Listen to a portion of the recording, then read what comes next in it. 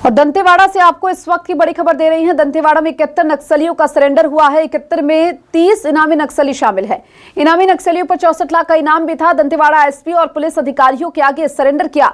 Loan Varratu अभियान के तहत ये सरेंडर किया गया है। और देखिए, दंतेवाड़ा से ये बड़ी खबर आपको दे रहे हैं, जहां पर नक्सलियों की ओर से सरेंडर किया गया है। 71 नक्सलियों ने सरेंडर किया है दंतेवाड़ा में, और इनमें से 30 नक्सली इनामी नक्सली भी बताए जा रहे हैं। 71 नक्सलियों ने सरेंडर किया है दंतेवाड़ा में, जहां पर 30 नक्सली इनामी नक्सली भी बताए जा रहे हैं। यानी बड़ी सफलता है। 64 लाख का इनाम इन 30 नक्सलियों पर घोषित था। दंतेवाड़ा एसपी और पुलिस अधिकारियों के आगे सरेंडर किया है। लोन वराटू अभियान के तहत यह सरेंडर किया गया है। दंतेवाड़ा में 71 नक्सलियों ने सरेंडर किया। 71 में 30 नक्सली शामिल। इनामी नक्सलियों पर 64 लाख का इनाम था। दंतेवाड़ा एसपी और पुलिस अधिकारियों के आगे यह सरेंडर किया है।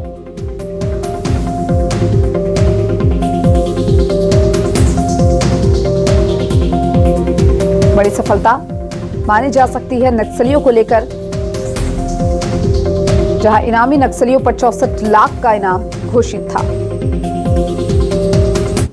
तो वहीं दंतेवाड़ा में ये सरेंडर किया गया है। और इस वक्त ये बड़ी खबर आपको दे रही है, जहां पर 71 में 30 इनामी नक्सली शामिल। इनामी नक्सलियों पर 64 लाख का इनाम था। और चलिए, खबर पर ज्यादा जानकारी के लिए हमारे साथ दंतेवाड़ा से हमारे संवाददाता आशुतोष तिवारी जुड़ चुके हैं। आशुतोष, बड़ी सफलता है। 71 नक्सलियों का सरेंडर है और 71 में से 30 इनामी नक्सली भी इसमें शामिल है। क्या जानकारी मिल पा रही है? बताया जा रहा है कि कुल मिलाकर 64 लाख रुपए का इनाम घोषित था।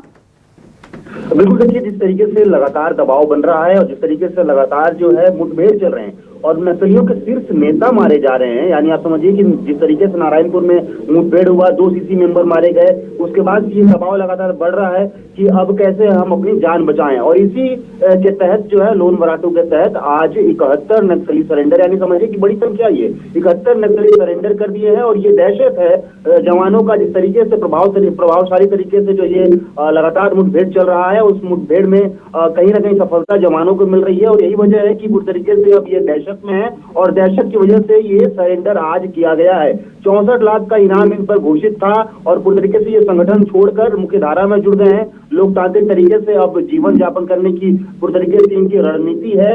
और देखा जाए तो इस वर्ष पूरी तरीके से 6 सीसी मेंबर को ढेर किया गया है। आप समझिए, सेंट्रल कमेटी के मेंबर जो शीर्ष नेतृत्व करते हैं नक्सलवाद के, उनको ढेर किया गया है। तो ये बड़ी सफलता है जो है वो जो छोटे कैडर के नक्सली होते हैं, उनके अंदर काफी दहशत भरा यहाँ पर माहौल है। यही वजह से अब लगातार सरेंडर कर रहे हैं। बड़े नेता भी इनको सरेंडर करते यहाँ पर नजर आ रहे हैं। इसके अलावा पूरी तरीके से जो देखा जाए तो नक्सलवाद में जिस तरीके से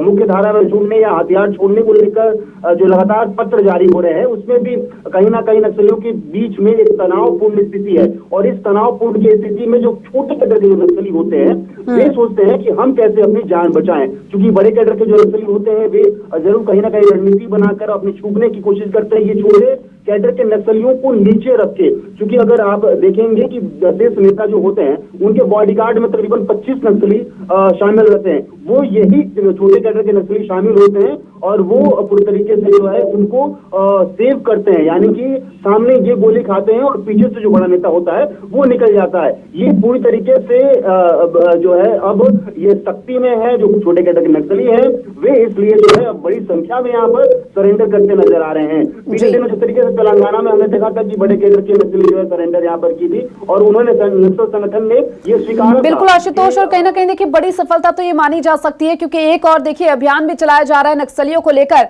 और दूसरी ओर इस तरीके से नक्सलियों को सरेंडर होना वाकई में बड़ी बात है। फिलहाल बेहद शुक्रिया आपका तमाम जानकारी को विस्तार से साझा करने के लिए।